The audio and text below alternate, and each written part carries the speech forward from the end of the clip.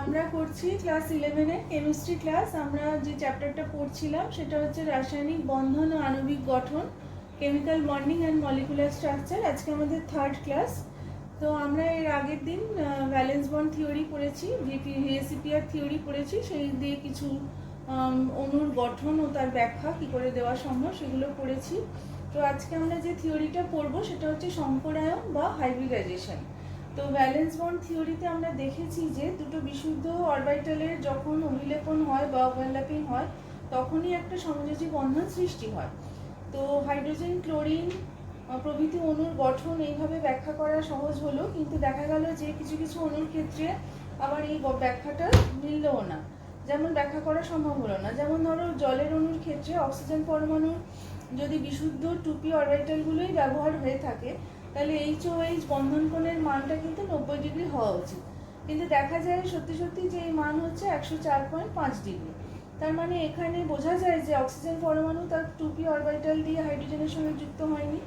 তো valence bond theory যেটা বলেছিল আর যেটা সত্যি সত্যি পাওয়া গেল, এই যে অসঙ্গতিটা, এটা দূর করার জন্য বিজ্ঞানী পাউলিং ও স্ল্যাটার কি করলেন, সমযোজী বন্ধন গঠনের ক্ষেত্রে তারা বিশুদ্ধ অরবিটালের বদলে তারা সংকর কক্ষক বা হাইব্রিড অরবিটালের ধারণাটা দিলেন।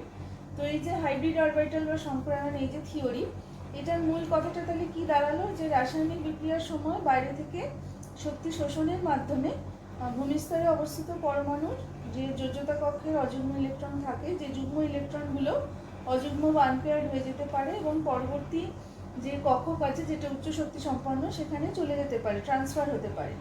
তো তখন কি হতে পারে, যখন ট্রান্সফার হয়ে গেল তখন ওই অযুগ্ম বা আনপেয়ার্ড ইলেকট্রনগুলোকে নিয়ে যে কক্ষকগুলো রইল তারা পরস্পর মিলিত হবে এবং সমশক্তি সম্পন্ন হবে এবং একই রকম যে অপেক্ষাকৃত একই রকম, সব দিক থেকে একই রকম, ইকুইভ্যালেন্ট বলে থাকি আমরা, এবং অপেক্ষাকৃত স্টেবল, স্থিতিশীল নতুন ধরনের কক্ষক গঠন করতে পারবে। এইভাবে যে কক্ষকগুলো তৈরি হয় তাদেরকে বলা হয় সংকর কক্ষক, এবং সংকর কক্ষক গঠনের এই যে প্রক্রিয়াটা এটাকে বলা হয় সংকরায়ন বা হাইব্রিডাইজেশন। আচ্ছা, তো যখন n সংখ্যক বিশুদ্ধ পারমাণবিক কক্ষক বা অরবিটাল মিলিত হবে তখন সর্বদা n সংখ্যকই সংকর কক্ষক তৈরি হবে। এরকম নয় যে যতগুলো কক্ষক বা অরবিটাল পার্টিসিপেট করলো তার থেকে বেশি নাম্বারের হাইব্রিড অরবিটাল তৈরি হয়ে গেল, এটা কিন্তু কখনোই সম্ভব না। ঠিক ততগুলোই হাইব্রিড অরবিটাল তৈরি হবে। এবং আমরা দেখব যে এই যে থিওরিটা, হাইব্রিডাইজেশন থিওরিটা ব্যবহারের ফলে আমরা কি করতে পারবো, আমরা বহু যৌগের গঠন সঠিকভাবে ব্যাখ্যা করতে পারবো।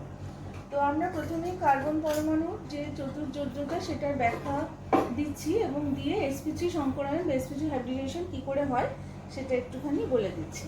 তো স্থিতাবস্থায় বা ভূমি স্তরে যখন থাকে কার্বন পরমাণু যে ইলেকট্রন বিন্যাস 1s2 2s2 2p4, এটা তোমরা সবাই জানো। তো এবারে এই রাসায়নিক বিক্রিয়ার সময় তখন যখন সে বাইরে থেকে শক্তি শোষণ করছে তখন উদ্দীপ্ত অবস্থায় কার্বন পরমাণুর ইলেকট্রন বিন্যাসটা আমরা যদি লক্ষ্য করি তাহলে এখানে 2s এ যে জোড় ইলেকট্রনটা ছিল সেখান থেকে একটা ইলেকট্রন 2pz ফাঁকা 2pz কক্ষ ছিল, কক্ষকে গিয়ে স্থানান্তরিত হলো। তো এবারে কি হচ্ছে যে তিনটে 2p আর একটা s কক্ষক তারা অরবিটাল, তারা কি হয় পরস্পরের মধ্যে শক্তি আদান প্রদানের ফলে তারা মিশ্রিত হয়ে চারটে নতুন কিন্তু তারা সমতুল্য বা ইকুইভ্যালেন্ট sp3 সংকর আর হাইব্রিড অরবিটাল তৈরি করলো। এই যে পদ্ধতিটা, গোটা পদ্ধতিটাকে sp3 সংকরায়ন, sp3 হাইব্রিডাইজেশন বলা হয়। sp3 সংকরায়ন হয়ে যাওয়ার পরে কার্বন পরমাণু ইলেকট্রন বিন্যাসটা এখানে 1s তে দুটো থাকলো জোটবদ্ধ, আর sp3 হাইব্রিডাইজেশন হওয়ার ফলে কি হলো, নতুন চারটে sp3 হাইব্রিড অরবিটাল পাওয়া গেল। কারণ এখানে একটা 2s আর তিনটে 2p পার্টিসিপেট করেছিল, সেজন্য টোটাল চারটে বিশুদ্ধ বা পিওর অরবিটাল থেকে চারটে হাইব্রিড অরবিটাল পাওয়া গেল। তো এবারে এসো আমরা দেখে নিই এই sp3 হাইব্রিডাইজেশনের মাধ্যমে কোন অণু গঠন ব্যাখ্যা করা সম্ভব। অনেক অণুর গঠন ব্যাখ্যা করা সম্ভব, আমি এখানে একটা এক্সাম্পল নিয়েছি, সেটা হচ্ছে মিথেন।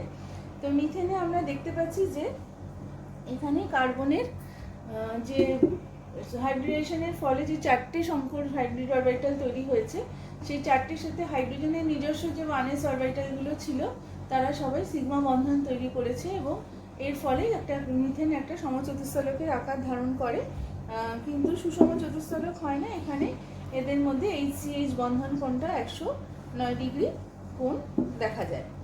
তো একই রকমভাবে এবারে আমরা পরবর্তী যে হাইব্রিডাইজেশন বা সংকরায়ন প্রক্রিয়া সেটা হচ্ছে sp2 সংকরায়ন, sp2 হাইব্রিডাইজেশন। এইখানে একটুখানি ব্যাখ্যা করছি কি করে এটা হয়।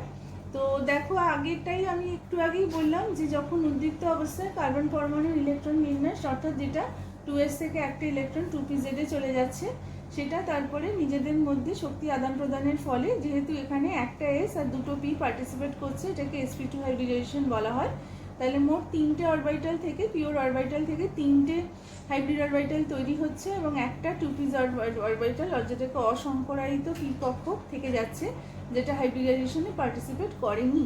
তো এই 3টে মিলে তখন কি করছে, 3টে ইকুইভ্যালেন্ট হাইব্রিড অরবিটাল তৈরি করেছে। তো এইভাবে আমরা ইথিলিন অণুর গঠন ব্যাখ্যা করতে পারি, যেখানে আমরা দেখিয়েছি C2H4, যেখানে দুটো কার্বনের মধ্যে তারা একটা একটা নিজেদের sp2 হাইব্রিড অরবিটাল ব্যবহার করেছে অ্যালং দ্য অ্যাক্সিস ওভারল্যাপিং, ফলে সিগমা বন্ডিং তৈরি হয়েছে। আরও দুটো ছিল, 3টে তৈরি হয়েছিল, আর দুটোর সাথে হাইড্রোজেনের দুটো করে দুজনেই 1s অরবিটাল ইউজ করে তারা আরও দুটো সিগমা বন্ধন তৈরি করেছে। তো আর যেটা pz, যেটা হাইব্রিডাইজড হয়নি, আনহাইব্রিডাইজ, তারা নিজেদের মধ্যে পাশাপাশি ওভারল্যাপিং ছাড়া আর কিছু সম্ভব নয়, ফলে এখানে একটা পাই বন্ধন গঠিত হয়েছে। অর্থাৎ ইথিলিন অণুতে দুটো কার্বনের মধ্যে একটা সিগমা, প্রত্যেকটা কার্বনের সঙ্গে দুটো হাইড্রোজেন সিগমা বন্ধন এবং দুটো কার্বনের মধ্যে একটা পাই বন্ড উপস্থিত থাকে। তারপরে আমরা আসছি sp সংকরায়ন বা sp হাইব্রিডাইজেশনে।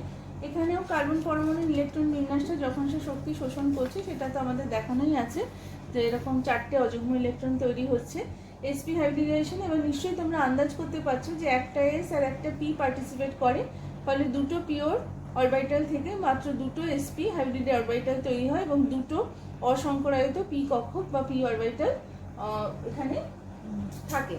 তার ফলে আমরা বুঝতে পারছি যে দুটো ইকুইভ্যালেন্ট হাইব্রিড অরবিটাল তৈরি হলে এবারে আমরা দেখব যে কিভাবে sp হাইব্রিডাইজেশনের মাধ্যমে অ্যাসিটিলিন অণু তৈরি হয়।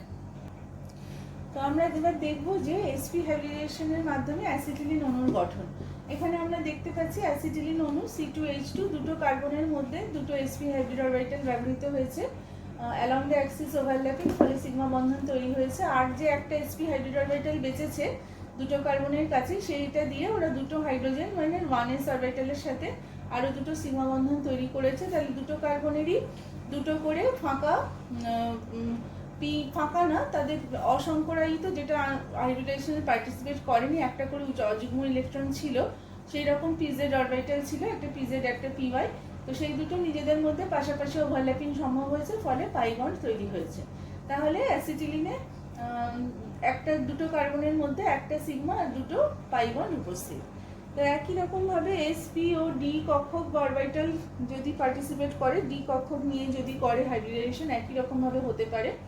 সেটা এখানে একটা দেখানো আছে, যেমন 3s 3px 3py 3pz আর 3z²। তার মানে দেখো, একটা দুটো তিনটে চারটে পাঁচটা অরবিটাল এখানে পার্টিসিপেট করছে সংকরায়নের প্রক্রিয়াটা। তাহলে হবে sp3d সংকরায়ন বা হাইব্রিডাইজেশন সবকটাকে নিয়ে। তাহলে 5টা ইকুইভ্যালেন্ট অরবিটাল তৈরি হয়েছে, তাদের মধ্যে দুটোর মধ্যে কোণ হচ্ছে 90 ডিগ্রি আর এদিকে কোণগুলো হচ্ছে 120 ডিগ্রি। এইরকম এই প্রক্রিয়ায় যে অণুটার উদাহরণ দেওয়া যায় সেটা হচ্ছে PCl5।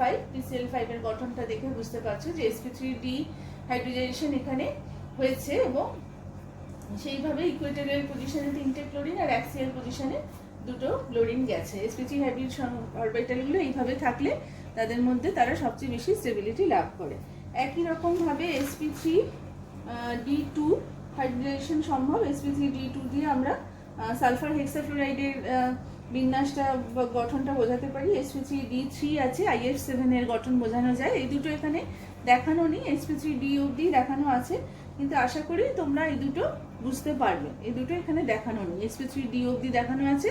আমি বললাম, তোমরা এবার একটু নিজেরা চেষ্টা করে দেখতে পারো sp3d2 আর sp3d3 এই দুটোর সাহায্যে তোমরা আরও কিছু অণুর গঠন ব্যাখ্যা করতে পারবে। তো এবারে আমরা যেটা পড়তে চাইছি সেটা হচ্ছে যে এই যে কেন্দ্রীয় পরমাণু সংকরায়ন অবস্থা নির্ণয়, determination of hybridization state of the central atom.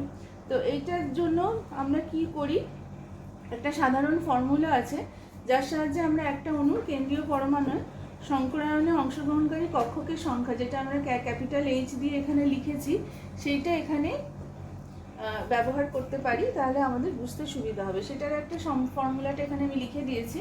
Half হচ্ছে কেন্দ্রীয় পরমাণুর যোজ্যতা কক্ষে উপস্থিত ইলেকট্রন সংখ্যা বা ভি, প্লাস হচ্ছে একযোজী পরমাণুর সংখ্যা যেটা এক্স, মাইনাস হচ্ছে ক্যাটায়নের আধান সি, প্লাস হচ্ছে অ্যানায়নের আধান এ।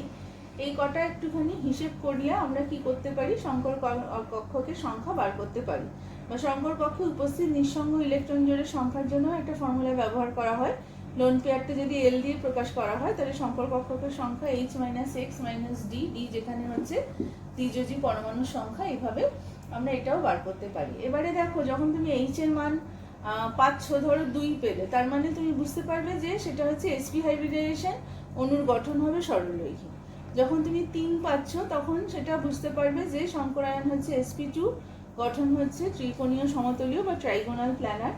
এইচ এর মান 4 মানে তুমি পাচ্ছ যে sp3 হাইব্রিডাইজেশন, আর গঠন হবে চতুস্তলকীয় বা টেট্রাহেড্রাল।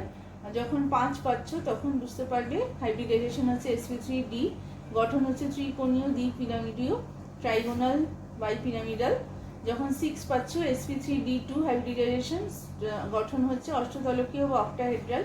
যখন 7 পাচ্ছ, sp3d3 পঞ্চকোণীয় দ্বিপিরামিডীয় পেন্টাগোনাল বাইপিরামিডাল। তাহলে এই চার্টের মাধ্যমে আমরা যখনই সংকর কক্ষকের সংখ্যা পেয়ে যাচ্ছি, তখন সেই অনুযায়ী আমরা বুঝতে পারছি যে ওই অণুটাতে হাইব্রিডাইজেশন, কেন্দ্রীয় পরমাণু হাইব্রিডাইজেশন কি আছে এবং সেই অণুটার গঠন কীরকম হওয়া দরকার।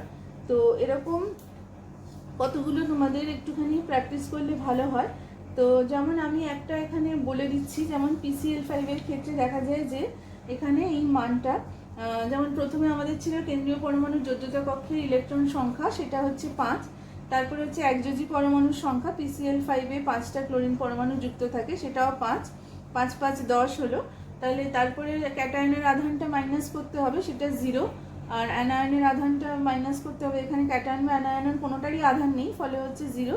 তাহলে 5 + 5 হচ্ছে 10, তাহলে সেটার হাফ করলে এইচ এর মান হচ্ছে 5। এইচ এর মান 5 পাওয়া মানে তাহলে তুমি সঙ্গে সঙ্গে বলে দিতে পারো যে হাইব্রিডাইজেশন হচ্ছে sp3d, আর তার গঠনটা হবে ত্রিকোণীয় দ্বিপিরামিডীয় ট্রাইগোনাল বাইপিরামিডাল, যেটা আমি একটু আগে এঁকে দেখিয়েছি। তো এইভাবে এটা কয়েকটা ধরে ধরে প্র্যাকটিস করতে হবে, তবেই তুমি এটা অ্যাপ্লাই করতে পারবে।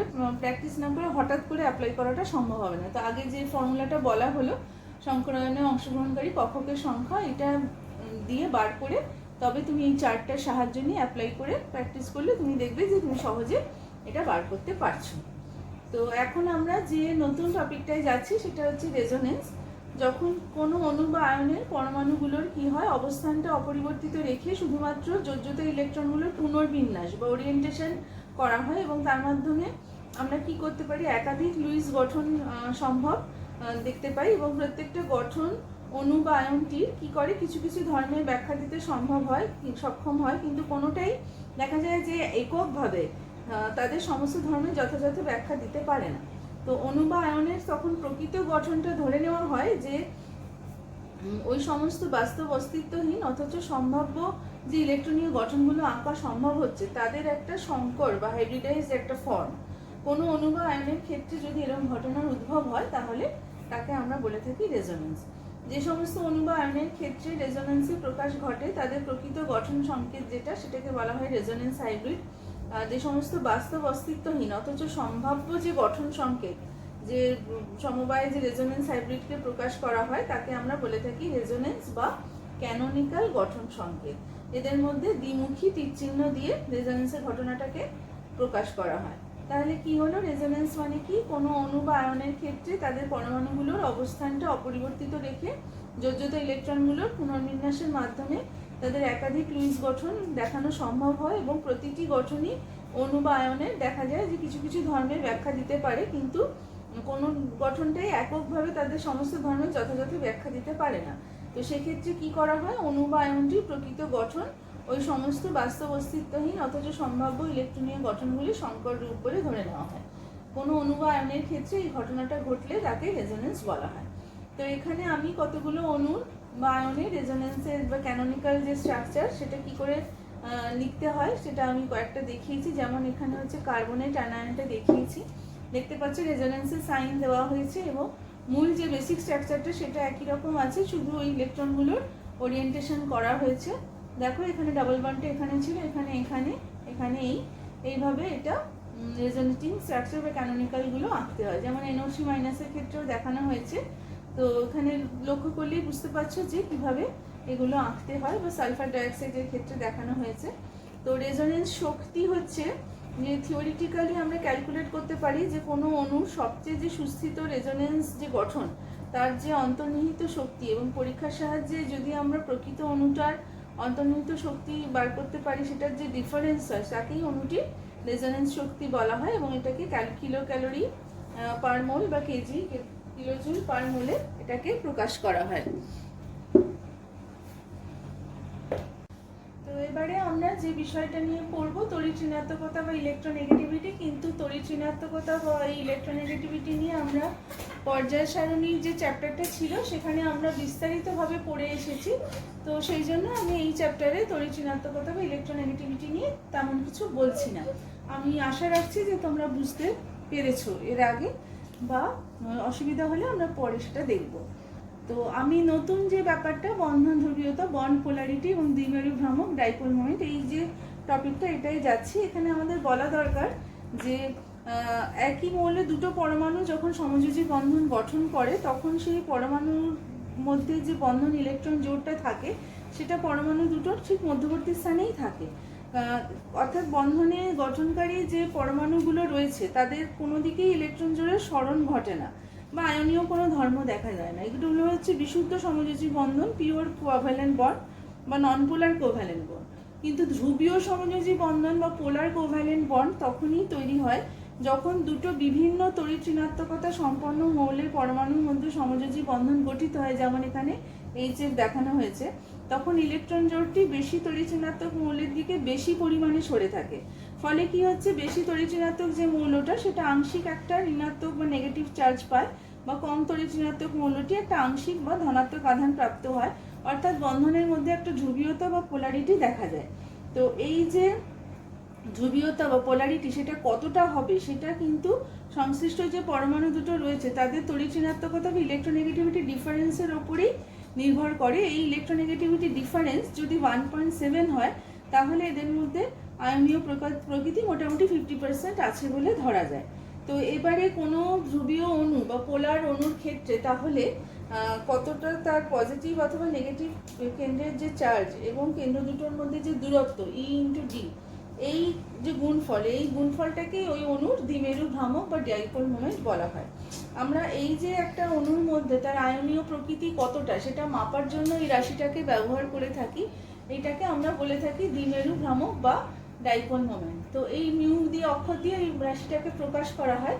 এর CGS একক হচ্ছে d/1, d মানে 10⁻−18 ESU সেন্টিমিটার বোঝানো হয়। SI একক হচ্ছে কুলম মিটার, 2.9962 × 10⁻29 d/, এর মান। তো এবারে ধ্রুবীয় বন্ধন আছে, সেরকম অধ্রুবীয় বহু পরমাণু অণুও সম্ভব, আবার ধ্রুবীয় অণুও সম্ভব। আমরা আরেকটু বললে ব্যাপারটা পরিষ্কার হবে। আচ্ছা, এবারে হচ্ছে যে দুটো যখন একাধিক মৌল দিয়ে যখন গঠিত হচ্ছে বহু পরমাণু অণু, মাল্টি অ্যাটমিক নন পোলার মলিকুল কন্টেনিং পোলার বন্ডস, অর্থাৎ যাদের ধ্রুবীয় বন্ধন আছে কিন্তু তা সত্ত্বেও তাদের মধ্যে কোনো ধ্রুবীয়তা দেখা যাচ্ছে না, তারা শেষ পর্যন্ত অধ্রুবীয় বা নন পোলার মলিকিউল হিসেবেই থাকছে। সেটার কারণটা কি? এখন ব্যাপারটা হচ্ছে যখন একাধিক মৌল দিয়ে একটা বহু পরমাণু অণু তৈরি হচ্ছে তখন তার মধ্যে যে সমস্ত ধ্রুবীয় বন্ধন বা পোলার বন্ধন থাকছে তাদের যে দ্বিমেরু ভ্রামক যে ডাইপোল মোমেন্টগুলো থাকছে তার যে লব্ধি বা রেজোনেন্স, যে রেজাল্টেন্ট, সেই লব্ধিটাই হচ্ছে ওই অণুটার দ্বিমেরু ভ্রামক। এই যে রেজাল্টেন্ট যে ডাইপোল মোমেন্টটা থাকছে সেটা অণুটার আকৃতির উপরও নির্ভর করে। সেই জন্য এরকমও হতে পারে যে অনেক ধ্রুবীয় বন্ধন থাকা সত্ত্বেও কোনো অণুটা অ্যাজ এ হোল টোটালি সেটা ধ্রুবীয় হচ্ছে, পোলার হচ্ছে অথবা নন পোলার হচ্ছে। সেটা আমরা কয়েকটা উদাহরণ দেখলে আমরা বুঝতে পারবো। যেরকম আমরা কি করে থাকি বুঝতে পারি যে দ্বিমেরু ভ্রামকের যদি ধরো আমাদের মানটা জানা আছে, তখন আমরা কি করতে পারি, তার অণুর গঠনটা সম্বন্ধে ধারণা করতে পারি। কীরকম অণুর গঠন যদি প্রতিসম বা সিমেট্রিক্যাল হয় তাহলে সবসময়ই তার দ্বিমেরু ভ্রামক বা ডাইপোল মোমেন্টের ভ্যালুটা 0 হয়। আচ্ছা, এইবারে দেখো কার্বন ডাইঅক্সাইড এবং কার্বন ডাইসালফাইড এই ধরনের অণুগুলো ডাইপোল মোমেন্টের ভ্যালু হচ্ছে 0। আচ্ছা, তাহলে কার্বন এবং অক্সিজেন বা কার্বন এবং সালফারের মধ্যে কিন্তু যথেষ্ট ইলেকট্রোনেগেটিভিটি ডিফারেন্স আছে। তা সত্ত্বেও আমরা জানতে পারছি যে ডাইপোল মোমেন্টের ভ্যালুটা হচ্ছে 0। তার মানে আমরা অনুমান করতে পারছি, আমরা আন্দাজ করতে পারছি যে এই কার্বন ডাইঅক্সাইড বা কার্বন ডাইসালফাইডের ক্ষেত্রে তিনটে পরমাণু নিশ্চয়ই একই সরলরেখায় অবস্থান করে, ফলে তার মধ্যে একটা সিমেট্রি আসে এবং এইভাবে তখন কি হয়, আর যদি পরমাণুগুলো একই রেখায় অবস্থান করে তখনই তাহলে এইভাবে তাদের নন পোলার হওয়াটা সম্ভব। অর্থাৎ ডাইপোল মোমেন্টের ভ্যালু থেকেই আমরা এটা আন্দাজ করতে পারি যে এটা নিশ্চয়ই একই সরলরেখায় আছে বা এগুলো হচ্ছে লিনিয়ার। কিন্তু যখন আমরা জলের ক্ষেত্রে যখন তার একটা ডাইপোল মোমেন্টের ভ্যালু পাচ্ছি, জলের ক্ষেত্রে এখানেও তিনটে পরমাণু আছে, তখন কিন্তু আমরা সেটা ভাবছি না যে সেটা একই সরলরেখায় আছে বা লিনিয়ার। কারণ হচ্ছে যে এখানে তার মানে যখন ডাইপোল মোমেন্টের ভ্যালুটা 0 হচ্ছে না, তার মানে বুঝতে পারছি যে অণুটা হচ্ছে অ্যাঙ্গুলার। তো এইভাবে আমরা ডাইপোল মোমেন্টের ভ্যালু থেকে কি করতে পারি, অণুর যে গঠন বা আকৃতি সম্বন্ধে একটা ধারণা করতে পারি। বা উল্টোটাও সম্ভব যে অণুর জ্যামিতিক আকৃতি বা জিওমেট্রিক্যাল স্ট্রাকচার থেকে আমরা কিভাবে দ্বিমেরু ভ্রামক বা ডাইপোল মোমেন্ট সম্বন্ধে ধারণা করতে পারি, সেটা দেখো কিভাবে সম্ভব। যেমন দেখো এখানে যে উদাহরণটা নেওয়া হয়েছে সেটা হচ্ছে কার্বন টেট্রাক্লোরাইড। কার্বন টেট্রাক্লোরাইড অণু, কার্বন পরমাণুটি সংকরায়িত sp3 সংকরায়িত অবস্থা থাকে, তার হাইব্রিডাইজেশন হচ্ছে sp3। তো তার মানে তার জ্যামিতিক আকার হচ্ছে সুষম চতুস্তলকীয়, তাই তার tetrahedral.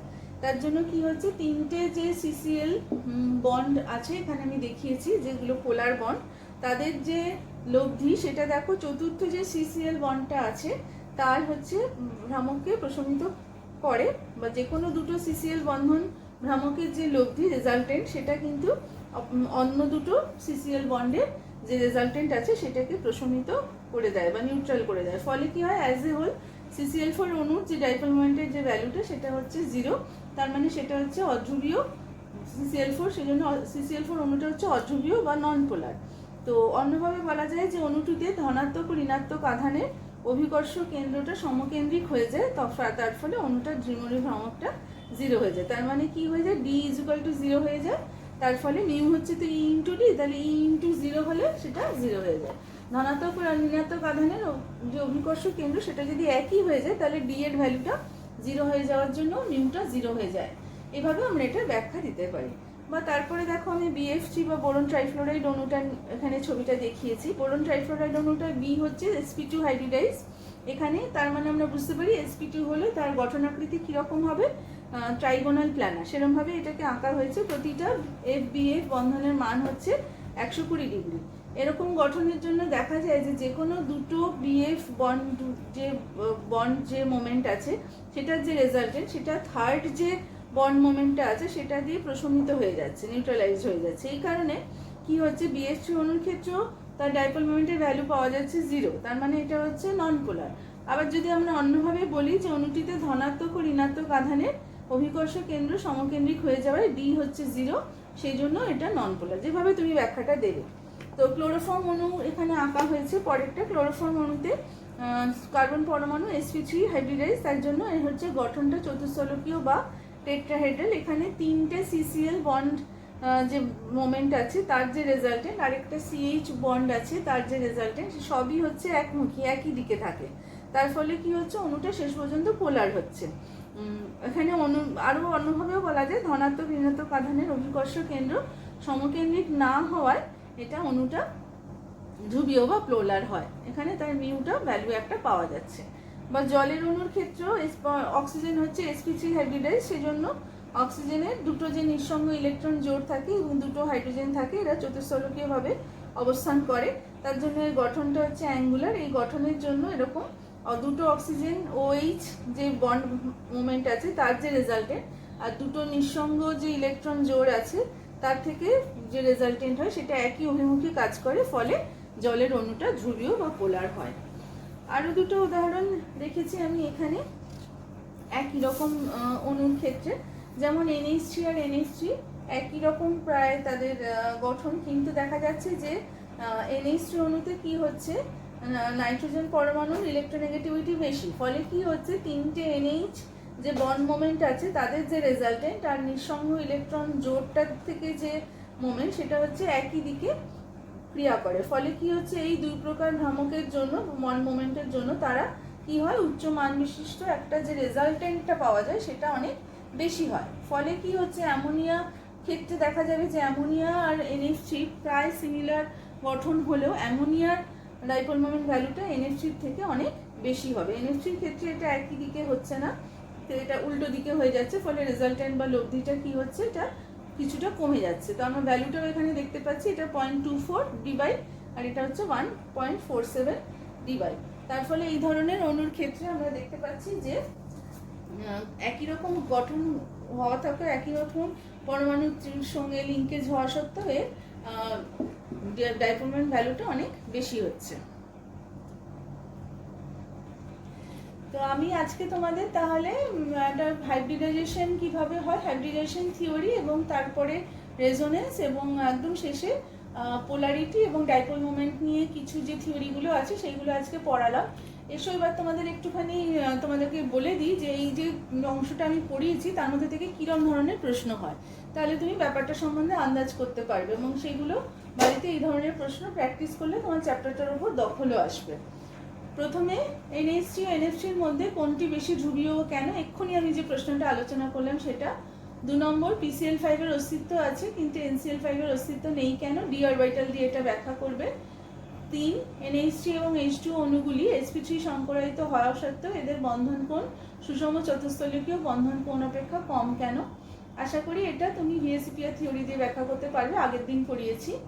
4 NH4 plus CO3 2 minus H2S ও SF6 এর সংকরায়ন প্রকৃতি কিরূপ। আজকে যে ফর্মুলাটা শেখানো হয়েছে সেখান থেকে কেন্দ্রীয় পরমাণুর হাইব্রিডাইজেশন স্টেটটা বার করার চেষ্টা করবে। 5 CO বন্ধন ধ্রুবীয় হলেও CO2 অণু দ্বিমাণু ভ্রামক নেই কেন, এই প্রশ্নটা আমি একটু আগেই পড়ালাম।